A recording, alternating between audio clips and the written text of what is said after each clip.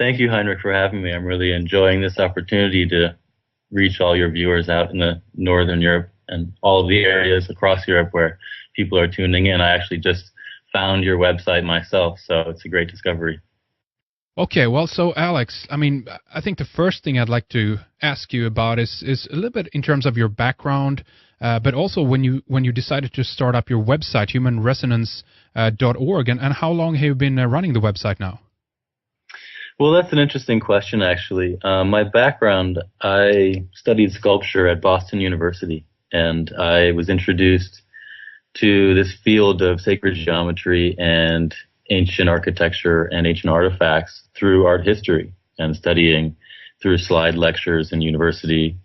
I went to Boston University, so they had a very good academic program and a very good traditional foundation sculpture program there. So I spent many years doing welding and wood carving, plaster casting, clay work, all kinds of things. And that really led me into a fellowship, a graduate fellowship through Brandeis University in 2001 to 2 for a year-long study in Arica, Chile, to investigate artistically and study through photographs, drawings, and sculpture the Chinchorro mummies of the Atacama Desert of northern Chile and southern Peru. So that really led me down a path of discovery, because it was there that I found ancient whistles that turned out to be tuned psychoacoustically. And so my research really took off from there, which ended up in culminating in the website and my first book about 3 years later. Mention your book. What is it called?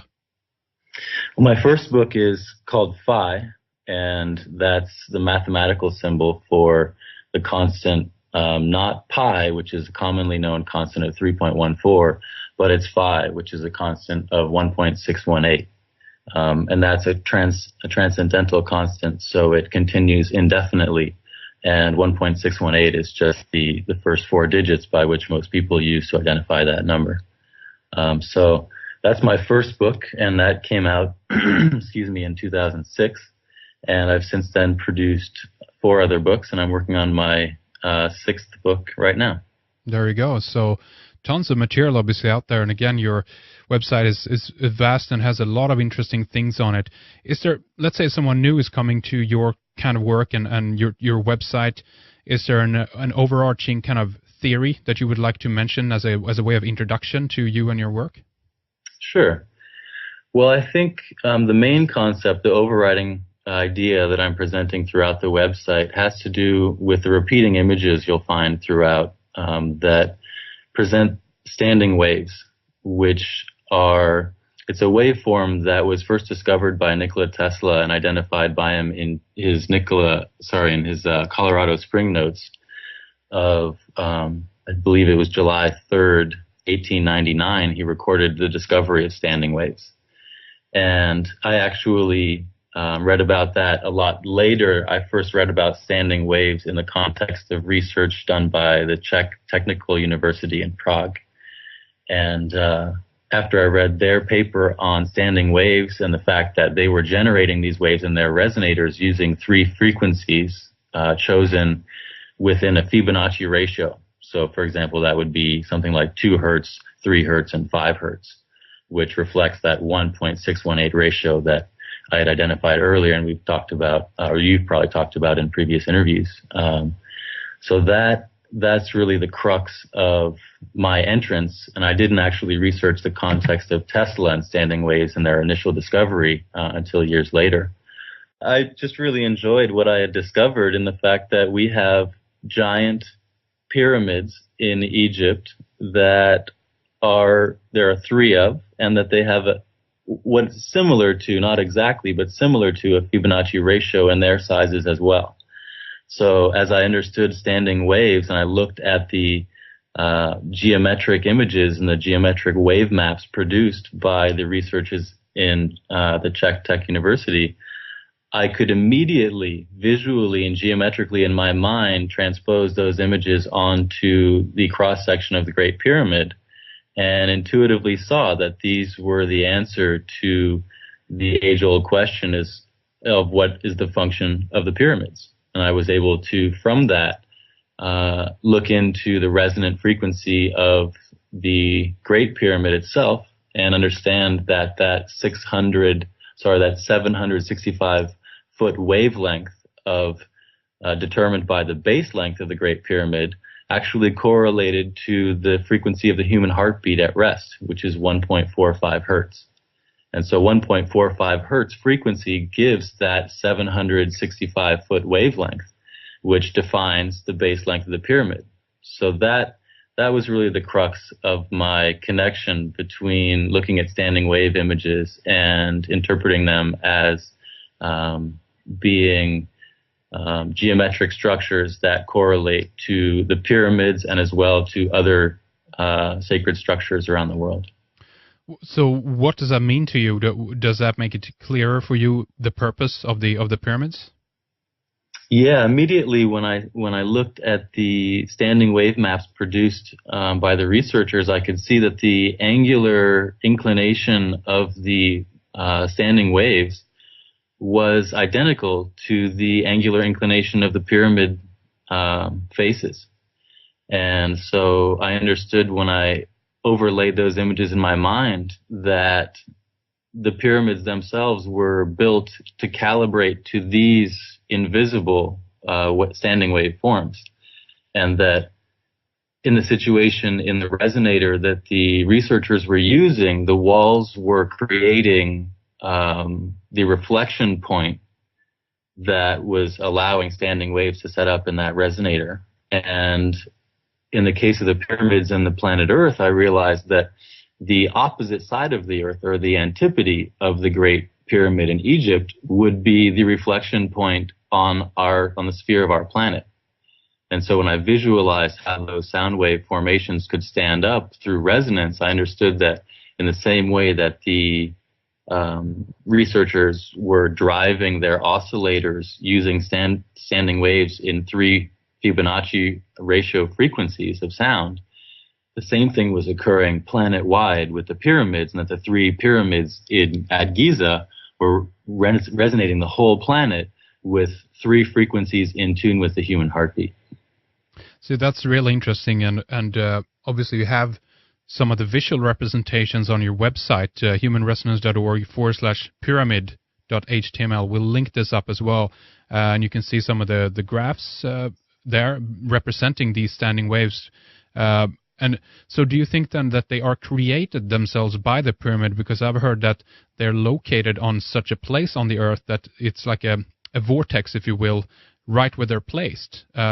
Would that mean that they could use that energy, so to speak, to resonate this energy throughout the planet? Or how do you view that, Alex? Yeah, I think that's accurate. And other researchers have been able to identify that location where the Giza plateau sits is the exact geographic center of the Earth's landmass above sea level. So by that I mean that there would be no other point on the planet where there would be more, if you took an east-west axis or a north-south axis through the site, there would be no greater landmass covered in both those directions that cross through any location on the planet. So that in itself is very fascinating, and I think that's been pointed out by many researchers and is well accepted. I think the idea of standing waves and how these geometries inform not only the angle of inclination and the structures of the pyramids themselves, their size, but also their geo-positioning and their relationships with all of the rest of the pyramids and sacred sites around the world. And so really the overarching work on my website and my book is to present the concept and the GPS locations of 125 temples worldwide, or sacred sites or megalithic sites, and just choose, the most major locations and just give a rundown and compare their position globally in relationship to Giza and the Great Pyramid in terms of miles and percent of Earth's circumference. So what you're saying is that many of these monuments have a relationship with each other. There's a ratio, so to speak, where they're placed on the planet. in accordance with the Great Pyramid, then, right? There is, exactly. And so I think it was Carl Munk is a great researcher whose books and his website Pyramid Matrix presents the mathematics behind the relationships from the pyramid, as the pyramid being the prime meridian that all the other pyramids of the world are giving their location by through their geometries.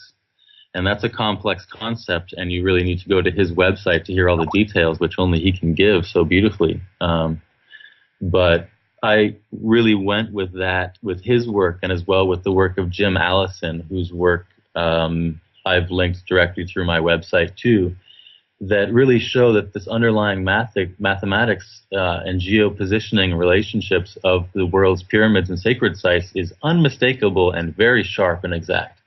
And the one Jim Allison spent many years working on, he presents a special alignment that he calls the sine wave of sacred sites that extends along the east-west axis of the faces of the Great Pyramid. Mm-hmm. And that line, that circumferential line, passes through Angkor Wat in Cambodia as well as Nazca and the Nazca Plain in Peru. And it turns out that both those two sites, Angkor and Nazca, are antipodal to each other. And they show a Fibonacci relationship with Giza. So, for example, the generalized Fibonacci relationship would be 235, or given as a percent of Earth's circumference, it would be 20, 30, 50. And altogether, you would have 100% of a circle, so that would give you the pie chart. If you looked at that circle with the circumference going through those sites, you would have a pie chart that accurately represents the locations of those three sites, Giza, Angkor, and Nazca. Mm-hmm. And the distances between them are not just the generalized Fibonacci distances of 20, 30, and 50, but in fact, they are actually more precise than that, and they have 3 digits of accuracy, or 4 digits of accuracy actually in their locations, which means that they're more accurate than the generalized Fibonacci relationship. And by percent, the distance from Giza to Angkor is 19.1, and the distance from Angkor to Nazca is 50.0, and the distance from Nazca to Giza is 30.9%. So there we have very close there. Yeah, there we have a more precise Fibonacci relationship that directly reflects the Fibonacci standing waves that we've discovered on a small scale in the lab, but reflects a macro application of that the ancient Sanskrit civilization responsible for their construction had mathematically deduced. Because there's other research out there that are pointing towards what is known as precessional numbers, even within the Angkor Wat monument. But I guess if we connect it with your ideas here in terms of the standing wave, do you think that also means that there are places on the planet where we have yet to discover, let's say, something, a site, which at this point kind of leaves a question mark if we look at this from your point of view, where there should be a monument, if you follow my train of thought there, Alex?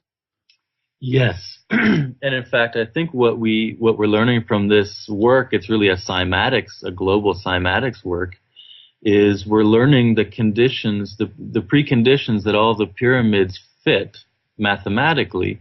And by that, and especially I think the crop circle phenomenon is one which is giving us this same kind of reiteration of locations and formulas that also fit this global code of infrasound standing waves, if you will, that emanate from the Great Pyramid as the center.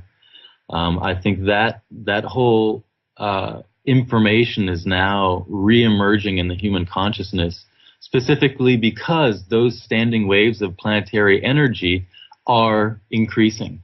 And so our awareness of them is increasing, and our awareness of our ancient use of those sacred waveforms, or what the Sanskrit culture called the Akashic field, our ancient use of that is now being remembered, and people's past lives are really clicking in. And I think it's all because of the infrasound itself.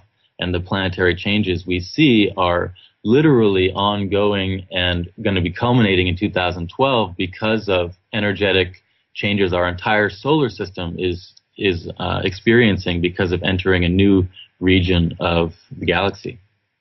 So that's very interesting. I've heard about mentioning of photon belts, etc. That it's an external energy that is shifting, and therefore, we will have consequences, obviously, on this planet as well. But why would you say that they are increasing now? Is it only external, or do you think that it's a part of a, how can I put it, a bigger plan, a bigger blueprint that humanity also, in one way, is ready for that step right now? What do you think, Alex? Yes, definitely. And I think right now the crystallization of the water in our bodies and the electrification of our bodies by sound waves is directly instigating this change of consciousness that we're all sharing and experiencing. And I think, yeah, it's really time for this awakening, and the Mayans themselves are still with us today as knowledge keepers who have maintained the traditions directly from the Sanskrit Atlantean past. And they have messages for us at this time that we really need to awaken to, and lifestyle changes that they steward to bring into to bring in the sacred lifestyle that they've maintained at their temples, and which has allowed the maintenance of their knowledge, because they are still and have always been in direct contact with the earth itself, which is a conscious being who communicates to them and to all of us when we choose to go barefoot and to absorb her energies.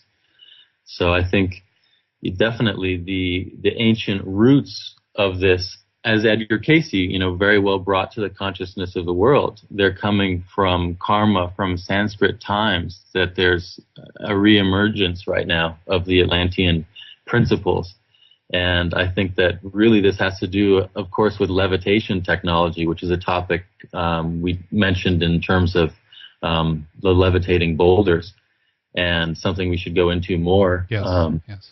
I think there's so many aspects to this that it's really enticing to jump ahead, and I hope that we can keep everyone with us on the same page, even though they may not have a background and understanding the connections between these concepts yet. Very good idea, and I do actually want to backtrack a little bit further, just to mention as well as a kind of a preface that we're also in contact with Carl Munk at the moment to try to get him on the program to go further into the aspects of the code. So you guys out there who are not yet kind of following that, keep an eye on our website as a kind of a follow-up, as that will detail a little bit more about the relationship between different monuments across the world, etc. But from your point of view, Alex, what does that say about that ancient culture who created these monuments? Obviously, we are talking about a culture that must in some way have been in communication with each other. Or do you think that they worked independently, if you will, in touch with a higher intelligence? They on some level were unaware and unconscious of what they were doing. What's your take on that, Alex? I think it was both, and I think the further back you go in time, the more global communication there was, specifically through the use of the pyramids. And I do believe that the Egyptian authorities have an investment in their what they're selling, and so of course the Egyptologists and the Egyptian research will not ever give us a solid date for the construction of the pyramids, because a solid date can be achieved when you're trying to identify the construction, because the pyramid stones themselves are synthetic. They're not naturally sedimented limestones. They have micro bubbles in them, as well as human hairs, and a density which is definitely artificial. And so all this proves that the Sanskrit mother culture of Atlantis is the origin, the origin of the pyramids can be accounted for there, much further back. And I think as well the vertical rain weathering research done by, I can't remember his name, Sean Boston. Anthony West and Robert Schock? Yes, Robert Schock, yes, another Boston University professor. That research really confirms, too, that the pyramids are far older than the Egyptian culture itself, and that the pharaohs have inherited an earlier culture. And I believe the key underlying principle of that earlier Sanskrit culture was this three-frequency resonance and the pyramid heartbeat synchronization, which is a concept. I believe I was the first person to present. I'd never heard of it anywhere. The fact of, or the idea of a global synchronization of heartbeat resonance, and the idea being that everyone in every temple, when the pyramids were functioning at full resonance, everyone in every temple site around the planet would be inundated with the low infrasound heartbeat booming that would synchronize everyone's biorhythms, and especially their heart and mind, into that resonance at 1.45 hertz. And that actually is called trithalamic entrainment. And that concept was discovered when heartbeat entrainment was used for the synchronization of the hemispheres of the brain for Alzheimer's patients in upstate New York. And that research really showed an amazing benefit at that frequency, and it showed the unification of the functioning of the core of the brain, the hypothalamus, pituitary, and pineal. They called that the trithalamic effect, is the unification of those three around the hypothalamus into the 1.45 hertz, with synchronizing with the heartbeat itself. And so that really underlies the Native American ancient lore and other, in all indigenous cultures around the world. You hear something in relation to this idea that people who live in the indigenous lifestyle and in sacred contact and communion with the earth have the heart-mind connection is whole, and so they act as a true heart or as a one heart. Whereas those who live in dissonance with the planet and not in a sacred path or in a sacred way live with their head cut off, because their head functions as a false heart, because it's biorhythmically it's not synchronized with the heartbeat. And so I think that concept really I hope to present on my website and bring to the fore. And I was amazed later, I was identifying this concept because of my research into the pyramids and understanding them as a heartbeat synchronization system due to their locations and size. And I first found resonance with that concept in the works of Vladimir Maigret from Russia in his books about Anastasia, or Anastasia, as Westerners would call her, who is the Siberian line holder, a very amazing knowledge from the Vedrus culture. So she goes into great detail about how they were using the Vedic culture in ancient times, the same culture that I'm speaking of when I speak of Atlantis. Her forefathers in Russia continued the tradition that they practice of synchronizing the human heartbeat by using DNA through saliva in planting seeds. And then that DNA would act as a synchronization mechanism that would create that same heartbeat resonance in the what they call the space of love, or the forest home that they create, in the same way that I've been able to reveal the function of the Great Pyramid. So I believe that concept is something that really defines the new age and the new energies on Earth and the new awareness that's coming into humanity, which we can simply use the word telepathic to describe it, because it really circumvents and surpasses, transcends language and the use of verbal language. So this is very interesting in terms of the potential synchronization then of both heart and mind, but also of a number of people. If we look at it from the ancient point of view, what do you think that the consequence of that would be if we think that a lot of minds and heart actually were in synchronization with each other? Do you look at that from a point of view that we function better as human beings, it has healing properties, or do you look at this from a point of view that we could access something else, or were we used by something, so to speak, our minds and our heart through these monuments? Or what is the consequence of some of this material here that you present here for us, Alex? Well, the consequence is so profound that it really changes the nature of what the human being is. And I think really the Mayan the Mayan initiation rites and the Mayan explanations very clearly tell us what the pyramids were designed to do, and they are the pyramid builders themselves. These are people who have maintained the knowledge of the pyramid builders and who are not human sacrificers, but that's a whole other topic. Um, but the whole global synchronization of heartbeats, I think that is what will happen, and the synchronization event will be the ringing of Earth's bell, which I think is the 2012 event, and we need to talk about that, I think, in a separate conversation, all in itself, because it's such a complex event. But the underlying changes, I think, will be more in the high atmosphere and at these sacred sites, as well as within the human biorhythms and the human energy fields themselves, for those people who choose to be in alignment with the sacred sites.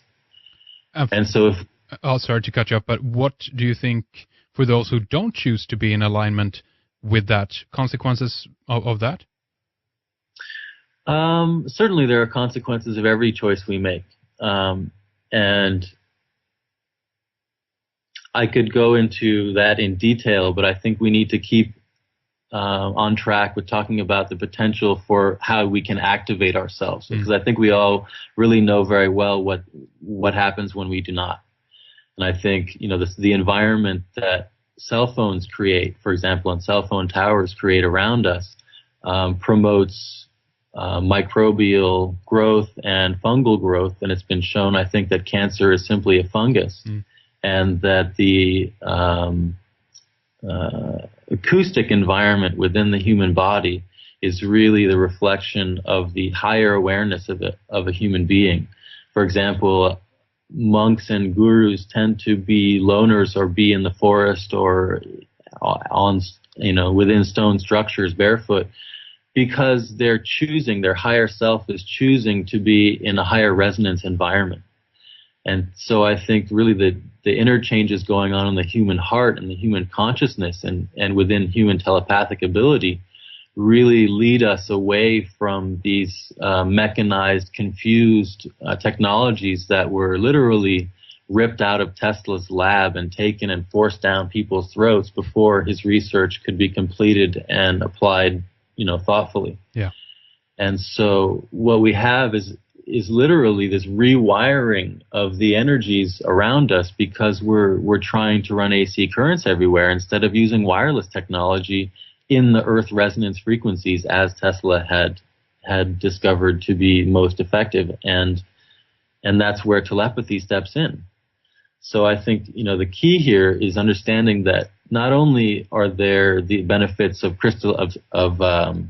prayer and of crystallization of the water and everything that Masaru Emoto talks about, but there's the deeper level of DNA and DNA conformation, which we need to get into to really address the changes that happen holistically in the body, because DNA is really at the core of human emotional content, and human spiritual growth is obviously linked to emotion, and our ability to meditate and be at peace with ourselves and with the world is directly tied into how we perceive the world and how we interact with it through our DNA and through literally the acoustic and electric interaction that we have. So that concept, I think, is something that we really need to bring to the fore, and I'm just going to, throw it out there right now. Cool. The confirmation of DNA is really something that everyone has missed, and I think is huge, because research shows that when participants in studies were shown videos of peaceful scenes, meditative scenes, and then immediately shown video of violent scenes or anger or fear, those emotional states showed in their DNA a direct winding of the DNA helix and a direct simultaneous decrease in the conductivity of DNA and the ability of DNA to receive and transmit energy from its environment and to other cells. So these changes happen immediately, the researchers found, and this is actually U.S. military research, which is why we don't hear about it, done by INSCOM and promoted by Greg Braden, which was the source that I first heard about this. But essentially, INSCOM was able to show that the electrical state and the state of mind of a person, the conductivity increased dramatically, and as in a state of peace or meditation, as the DNA unwound into a perfectly straight ladder. Or, it would curve, I imagine, but there would be no twisting of the DNA strand. And so in real time, they were able to record how, as someone tensed up with fear at seeing a change in the video screen images towards violence, their DNA would immediately wind up. So the idea of being unwound or being wound up directly has to do with what's going on in every cell of our body within our DNA in real time with our emotions.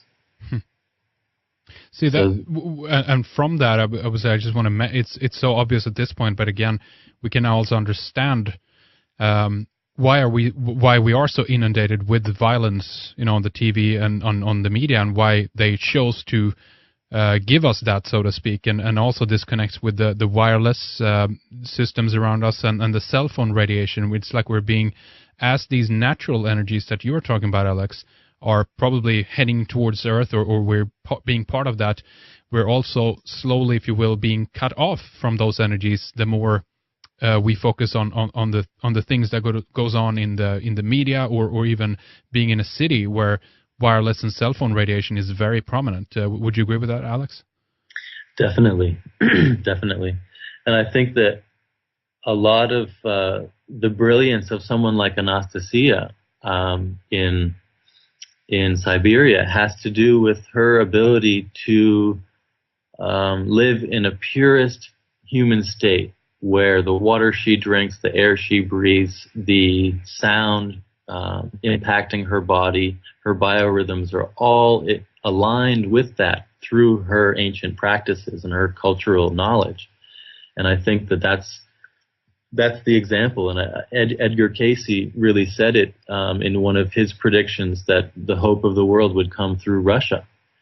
And I hope to follow her amazing lead and present the science behind the concepts that, heartbeat resonance and heartbeat synchronization is the direct way to not only telepathy, but a whole different experience of the world, which has been defined scientifically as synesthesia, which is something that I experience and is a complex topic to get into, but I think worth getting into, because I believe these are the conditions that the pyramids engender when people develop spiritually within them, or when gestation occurs within the pharaoh's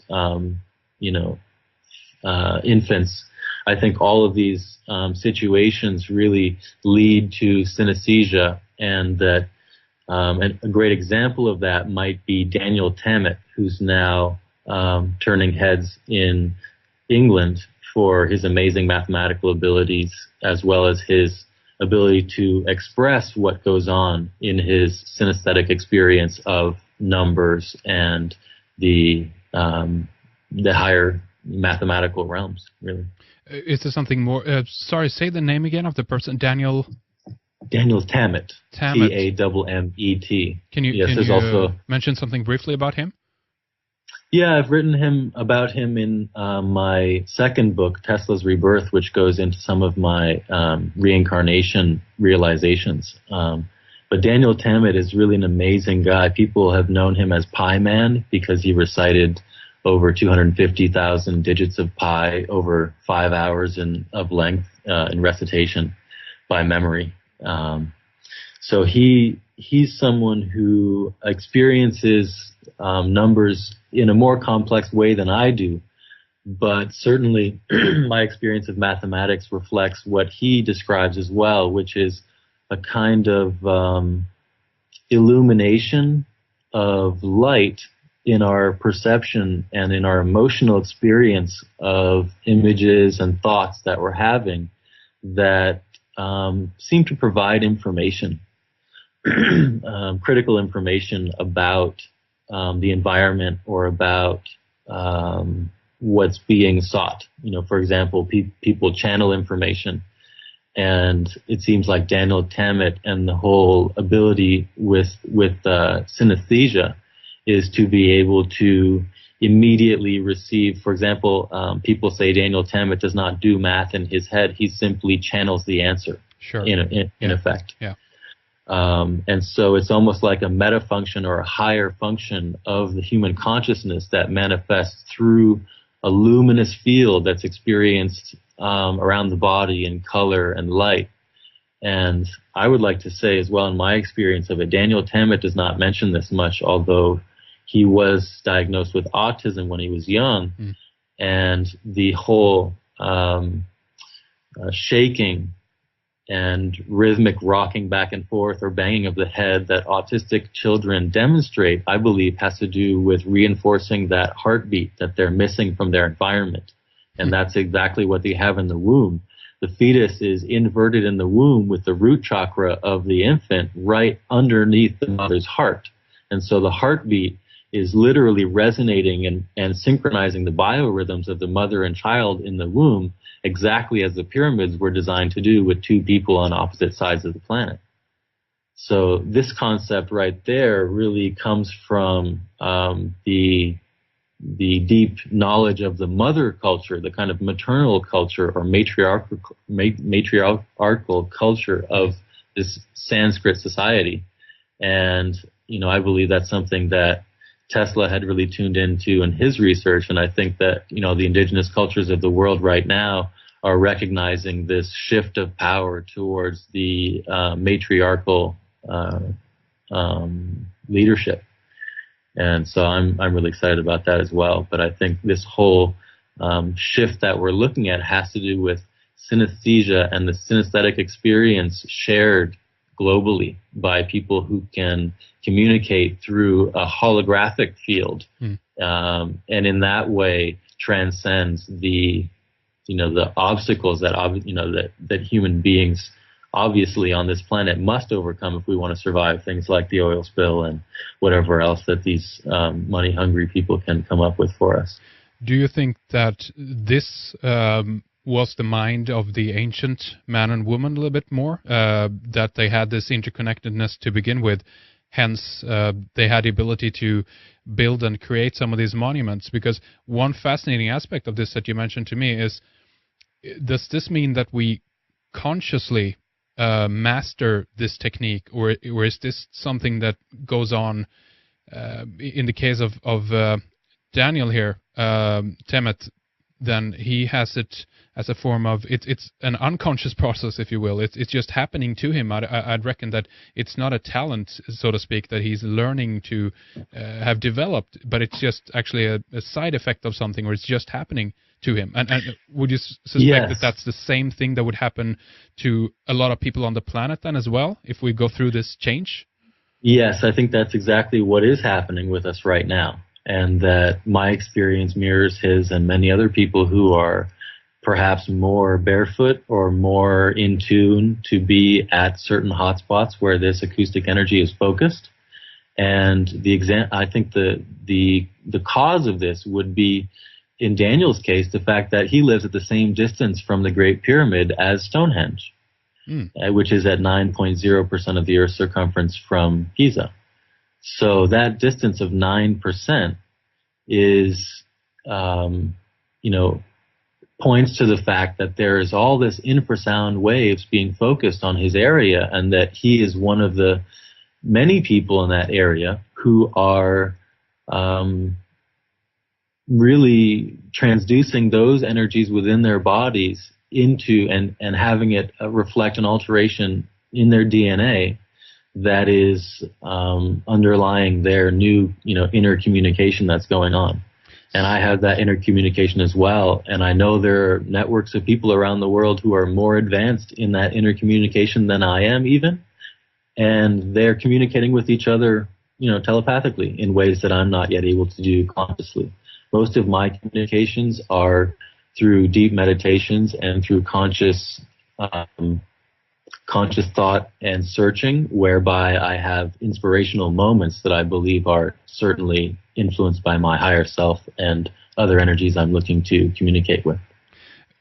I want to talk more about that as well, but again, what you're saying is that just by close proximity to some of these monuments, or if we're in the right ratio from them, there can be certain benefits, so to speak, because of this then.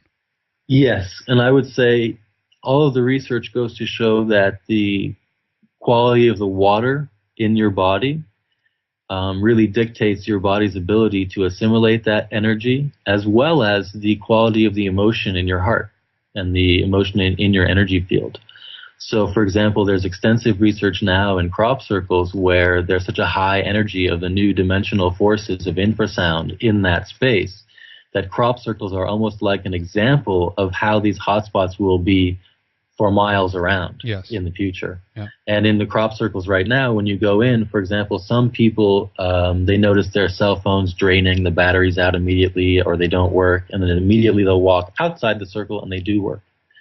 And the same thing, Geiger counters give readings like this. All these energies have been recorded by people who are fascinated by the experience, but more so, they, within themselves emotionally, if someone's frustrated or angry, they can literally make themselves nauseous by, or if they've, got a chemical imbalance in their body that's causing emotional imbalances, that will manifest more clearly in the crop circle.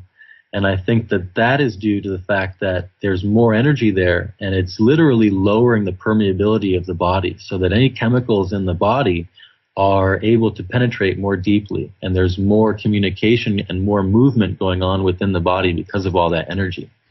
So, for example, one of the things that we haven't addressed yet that I think is really important to talk about before we finish up in terms of the energized water and the crystallization water concept has to do with the water found in La Mana, Ecuador. The site that we had mentioned has the UV fluorescent artifacts.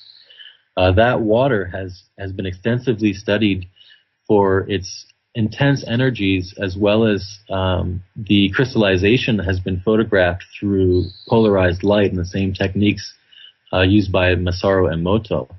And those photographs are remarkable, and I published them on my website and in my book, Phi. They present a full spectral array where all the colors of light, like in a prism, are divided spectrally, as well as really beautiful crystallization, just remarkable energies. And all measurements, when compared with other waters, have been in millions of times, not just thousands, but millions of times greater than most water, city water or anything like that. And this site in La Mana literally has the effect of transmuting the human body into a vehicle for higher energies to move through. And I believe that that's what's happened in the case of people like Daniel Tammet as well, environmentally. And their own thoughts and emotions directly affects the quality of the water and the crystallization of the water in their body, which allows higher energy states to be achieved. So there's, certainly a question as to what you're putting in your body physically with the water you're drinking, but as well what you're putting in your body energetically with the feelings that you're engendering inside and the environment and the emotions that you're sharing with others. Yes, and this water also that you talk about, didn't they contain a certain amount of gold and silver particles as well? Exactly. That's one of the fascinating findings, is that there are trace amounts of nanoparticles of gold and silver. And on the water page on my website, I go into detail about how that exact particle size found in those waters, which is from 2 to 10 nanometers in size, those particle size were the exact size defined by researchers studying the efficacy of silver nanoparticles against viruses. So that particle size specifically has the right size to bond with the sulfur-bearing nodes on viruses which attack cells. So, for example, HIV, I've got photos on my website, dark field images actually, of HIV with being attacked by silver of that particle size of 2 to 10 nanometers, which effectively kill it. And they do that by two processes, not only by conducting electricity through the nanoparticles, which strip the enzyme coatings of the virus, but also they stick to the sulfur that the virus is used to attach to host cells, and the sulfur binding protein in the the silver itself binds and blocks the protein knobs from having connecting with our body. Yeah, exactly, from having their effect. So they are starved essentially by the silver and killed electrically as well. Well, that's interesting, because I know a while back there was talk about that too. They talked about cancer growths and things like that they could starve them of nutrition, but the problem was that as soon they did that and one died off, a new one went up. It's a bit of a complex problem, but I guess what you're saying here as well is that this is potentially obviously a cure for these things, and this water as well that you mentioned, this was found then naturally, right? It's a spring water in this region of La Mana in Ecuador, right? It is coming out of the mountain, but I would hesitate to use the word natural, because my research shows that the distance and the location of this site in La Mana, as well as a site called Tlacote in Mexico, which is the only other site on Earth that I've been able to discover thus far where gold water flows on the surface. Gold nanoparticles are contained in the waters. Those two sites are mathematically showing the Fibonacci ratio with the pyramid exactly. So I would say, at a distance of 30% and 30.9% of the Earth's circumference. So I would say that the exact geoposition and the fact that the artifacts themselves describe the geoposition, and through the UV luminescence effect, describe how that water can be used to produce blacklight by HHO plasma. That's another concept we need to get into altogether, more complicated than the average person really has a grasp of right now. But water itself and the high energy states of water have been rediscovered by a company called blacklightpower.com. Dr. Randall Mills has been able to really concisely define what's happening in the high energy states of water. And that's really important information, I think, for everyone to understand as we think about these ideas of 2012 and the new energies coming onto the planet, and as well the effect of the energization or the activation of the energies in the pyramids. And I think maybe that would be a great time for a quote from the Mayans, who directly talk about the purpose of the pyramids and what activation their ceremonies and in their initiations are affecting in the people who enjoy them. And do you have that quote there? Yeah, I'll pull it up right here. It's on my site at humanresonance.org/activation.html. And this is written by Hunbat's Men, who's an Itza Mayan elder from the Itza tradition. And he gives us very profound, invitation really to experience, in the body the things that I understand intellectually at this point, but I'm really looking forward to understanding physically in the pyramids myself. Okay. Through this initiation, they will be able to see the luminosity of the Great Spirit. When this spiritual initiation is completed in the house of Hunab Ku in heaven, the spirit of each initiate will be illumined. Then it will return to earth to awaken the body and take it to the pyramids. Chichen Itza, Uxmal, Kaaba, Etzna, Palenque, all of these sacred Mayan centers have a specific function in every part of the body to awaken the 7 powers contained in it. Only through the solar initiation can the sleeping body of mankind be awakened. The reincarnated teachers of the new age of Aquarius implore for the sacred human race to awaken, so that in this way it can fulfill its sacred destiny, which is to be the true sons and daughters of the cosmic light. The time of knowledge approaches. The light in the center of the pyramidal house of Hunab Ku will flash like lightning that will pierce through the shadows that envelop the human race. Let us prepare to receive the light of knowledge that comes from Hunab-Ku and transcend into the memory of the Creator and become beings of eternal luminosity. I'm actually reminded of I stumbled over a video here not too long ago. It was an analysis of a photograph taken at one of the pyramids. I think it was at Kukulkan or something like that, where allegedly there was a beam of light coming straight up from the pyramid. Don't know if you saw that, Alex. I'm not sure. I remember one that Hunbats may have been presenting that had a line of what they were interpreting as hieroglyphic text, but I'm not too sure if that's the same one. All right. Well, we can link that up in terms of that little light phenomena that was seen over the pyramid. That's really interesting. And is there anything else you can say about that quote you read from the Hunbats men there? Well, I think it's really beautiful because they give us really profound statements which are echoed in the Egyptian pyramid texts themselves, which are inscribed on some of the pyramids in Saqqara. And I think we should read from those texts as well, because the implications are so profound and the science is now there to support what's being suggested in these texts. And I'd like to read that quote and then get into the science and the physics of it, because I believe all of the light that they're talking about in terms of the interior chambers of the pyramids and this light of heaven is actually HHO plasma, and that human beings are energized by colloidal gold and silver Ayurvedic waters used at the pyramid sites to be able to enter into these plasmas, into these energy chambers, and literally kindle themselves into becoming beings of eternal luminosity, exactly as described by Hunbats.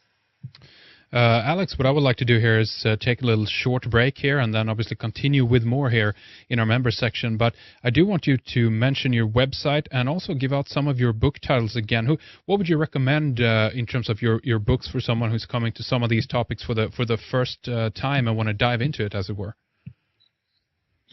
Okay, that would be great. It's really difficult, I think, to skip ahead to some of my later books, because my first book is really my most important work, and I think if you don't have that book, the other books I've written will not be as coherent. So I would really suggest for anyone interested to visit the buy page and the products at my website. The first book I produced is the most important product, called Phi, and it has a beautiful green and blue cover with the planetary geometry on the front and peacock feathers. And that book, I think, is one of the more expensive books I've produced, but it's certainly the largest and has the most profound and overriding concepts that I'd like to present. And from there, I think it makes sense to proceed to the other books I've written. And my second book, Tesla's Rebirth, is probably tough for a lot of people to take, because I open up a can of worms that a lot of people are really fighting to understand in terms of global conspiracy. And so what I've done with that research is really divide my second book, Tesla's Rebirth, contains the positive aspects of Tesla's work and teaching and everything that we can bring today and move forward with conceptually in terms of bioelectrification, which is one of Tesla's greatest interests in his later years. He had the Tesla electrotherapy company. But the healing and the biorhythmic therapy that stems from Tesla work is really focused in my first book. And the third book I produced, the first book of my Tesla books, but the third book I produced, called The Veil of Invisibility, contains all of the conspiracy theory information, all of the scientific information that supports the understanding presented by Otto Skorzeny and transmitted through the book The Bush Connection, which deals with the direct Nazi connection between Tesla's administrative assistant, George Scherf, and his son, George Scherf Jr., who in fact Otto Skorzeny revealed to be Nazi spies, and in fact revealed the identity of George Scherf Jr. as actually being Nazi child spy in Tesla's lab, who after Tesla's assassination became known as, and used the alias George Herbert Walker Bush. And the connection there, which is really fascinating as well, has to do with the understanding Otto Skorzeny gave that Prescott Bush was in fact a secondary alias for George Scherf Sr., who was Tesla's assistant, who pretty much disappeared. His identity did not exist after Tesla was assassinated. So that's a fascinating read, but something that I really think is completely secondary, and I hope that people will choose to absorb Phi and the more positive aspects I have to talk about before they try to understand the context, that's important to in reading a book like The Veil of Invisibility or The Bush Connection by Eric, to investigate artistically and study through photographs, drawings, and sculpture the Chinchorro mummies of the Atacama Desert of northern Chile and southern Peru. So that really led me down a path of discovery, because it was there that I found ancient whistles that turned out to be tuned psychoacoustically. And so my research really took off from there, which ended up in culminating in the website and my first book about 3 years later. Mention your book. What is it called? Well, my first book is called Phi, and that's the mathematical symbol for the constant, not pi, which is a commonly known constant of 3.14, but it's Phi, which is a constant of 1.618. And that's a transcendental constant, so it continues indefinitely. And 1.618 is just the first four digits by which most people use to identify that number. So that's my first book, and that came out, in 2006. And I've since then produced 4 other books, and I'm working on my 6th book right now. There you go. So tons of material obviously out there. And again, your website is vast and has a lot of interesting things on it. So that's really the crux of my entrance. And I didn't actually research the context of Tesla and standing waves and their initial discovery until years later. I just really enjoyed what I had discovered in the fact that we have giant pyramids in Egypt that there are 3 of, and that they have what's similar to, not exactly, but similar to a Fibonacci ratio in their sizes as well. So as I understood standing waves, and I looked at the geometric images and the geometric wave maps produced by the researchers in the Czech Tech University, I could immediately, visually and geometrically in my mind, transpose those images onto the cross-section of the Great Pyramid, and intuitively saw that these were the answer to the age-old question of what is the function of the pyramids. And I was able to, from that, look into the resonant frequency of the Great Pyramid itself and understand that 765-foot wavelength determined by the base length of the Great Pyramid actually correlated to the frequency of the human heartbeat. Is there, let's say someone new is coming to your kind of work and your website, is there an overarching kind of theory that you would like to mention as a way of introduction to you and your work? Sure. Well, I think the main concept, the overriding idea that I'm presenting throughout the website, has to do with the repeating images you'll find throughout that present standing waves, which it's a waveform that was first discovered by Nikola Tesla and identified by him in his Colorado Spring notes of, I believe it was July 3rd, 1899, he recorded the discovery of standing waves. And I actually read about that a lot later. I first read about standing waves in the context of research done by the Czech Technical University in Prague. And after I read their paper on standing waves and the fact that they were generating these waves in their resonators using 3 frequencies chosen within a Fibonacci ratio. So, for example, that would be something like 2 hertz, 3 hertz, and 5 hertz, which reflects that 1.618 ratio that I had identified earlier and we've talked about, or you've probably talked about in previous interviews. Thank you, Heinrich, for having me. I'm really enjoying this opportunity to reach all your viewers out in the Northern Europe and all of the areas across Europe where people are tuning in. I actually just found your website myself, so it's a great discovery. Okay, well, so Alex, I mean, I think the first thing I'd like to ask you about is a little bit in terms of your background, but also when you decided to start up your website, humanresonance.org, and how long have you been running the website now? Well, that's an interesting question, actually. My background, I studied sculpture at Boston University, and I was introduced to this field of sacred geometry and ancient architecture and ancient artifacts through art history and studying through slide lectures in university. I went to Boston University, so they had a very good academic program and a very good traditional foundation sculpture program there. So I spent many years doing welding and wood carving, plaster casting, clay work, all kinds of things. And that really led me into a fellowship, a graduate fellowship through Brandeis University in 2001 to 2 for a year-long study in Arica, Chile, at rest, which is 1.45 hertz.